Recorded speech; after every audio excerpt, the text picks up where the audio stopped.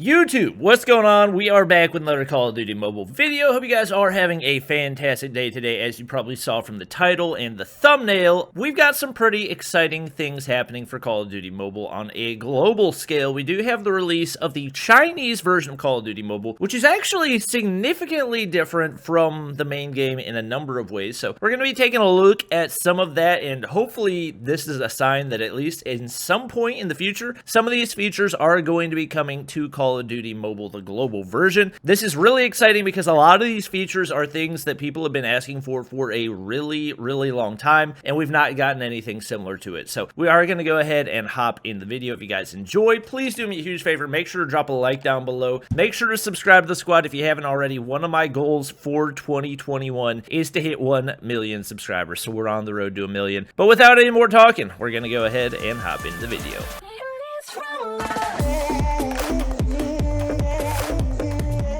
So there are a lot of things currently in the Chinese version of the game, and up until now, we haven't been able to post about them, but unfortunately, I'm having a little bit of a technical difficulty getting the actual game up and running, so for right now, we're going to be going based off screenshots. If you want to see more of this content, make sure to drop a like down below and subscribe because I will be posting videos about it in the future.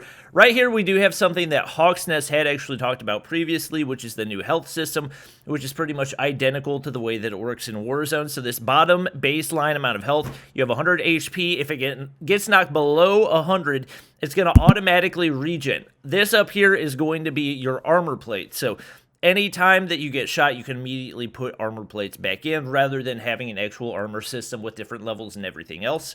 Right here, you can see their tag system, and right here, the display for the teammates. You actually can't see that, but if we scroll down right there, for the most part, the majority of it looks relatively similar to North American, or at least global COD Mobile. This is where things start to get really interesting. So these are the buy stations. Those of you who have watched any type of Warzone content will recognize these. It's not identical, but works very similarly. So right here, you've got a self-revive. Right here, you've got a UAV that you can call in Battle Royale. Right here, you have a loadout drop you can call in. It looks like the chip terminal. This looks like a heartbeat scanner, if I had to guess. Armor plates. You can actually call back teammates that are dead, so different from the way that we have it in global. If one of your teammates actually dies, all you have to do is go to the buy station and call them back with the currency that you picked up off the ground. And this, it looks like all these are probably different mods, and these are weapons that you can purchase, and it looks like this is probably an ammo box based off my knowledge of Warzone.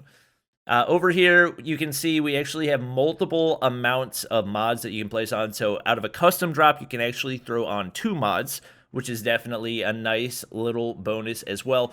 For a weapon that you pick up off the ground, you can add 1 mod and then 1 scope.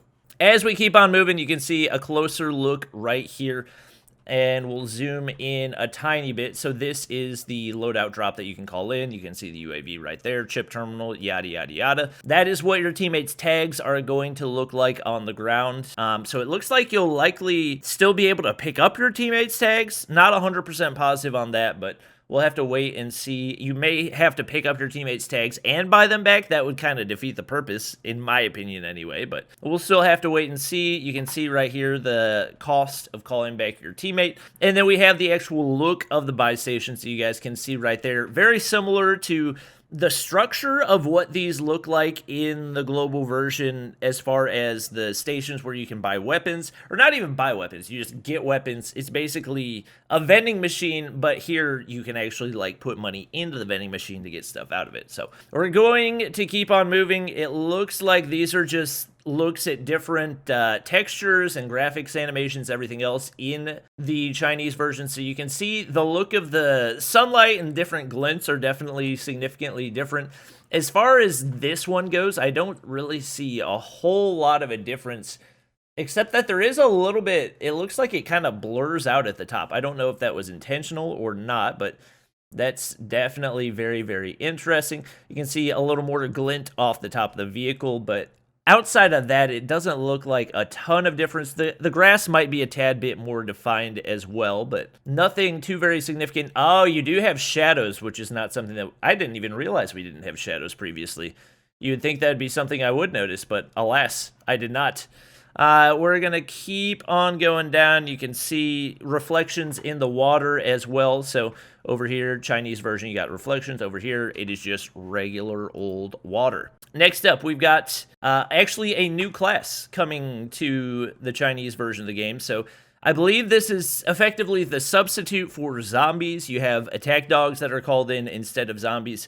And that's a little look at what they would look like when attacking the opponent. Over here, we actually have the Gulag, which is something that a lot of people have been asking for in the global version of the game. Anybody who's watched Warzone before knows anytime you die in Warzone, the first time that you die, you are immediately sent to the Gulag. You're going to be put in a 1v1 against an opponent. Whoever wins the 1v1 gets to leave the Gulag for free. So there's actually, I believe, a couple different pictures. It looks like actually a new character skin right here as well. And I think I forgot to say this at the beginning, but huge shout out to Data Miners Hole for leaking all this and giving us an early look at everything coming to the game. You can see in game, this is what the buy station is going to look like whenever your character is standing next to it, etc., etc. And then I believe we have a couple of icons just for a little bit of a close-up at what some of these things are going to look like.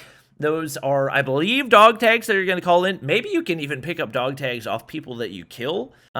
This may just be the currency. I thought that this was going to be the currency, so a little bit more similar to what you see in Warzone. And for some reason, it won't let me zoom in anymore. I wanted to make it a little bit bigger, but apparently 500 is the max size.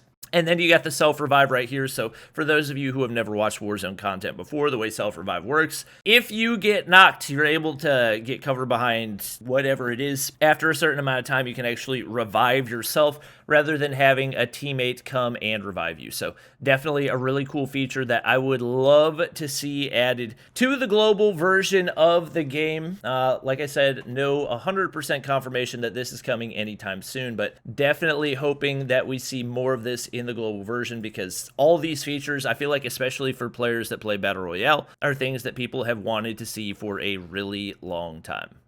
So that is it for all the new content that we have as of right now in Battle Royale. I've actually heard really good things about the multiplayer version of the game, and I'm looking forward to testing that out for myself, because I'm sure there's some cool features added in there as well. Like I said, if you guys want to see them, please do me a huge favor. Hit the subscribe button down below. We are posting daily Call of Duty mobile videos.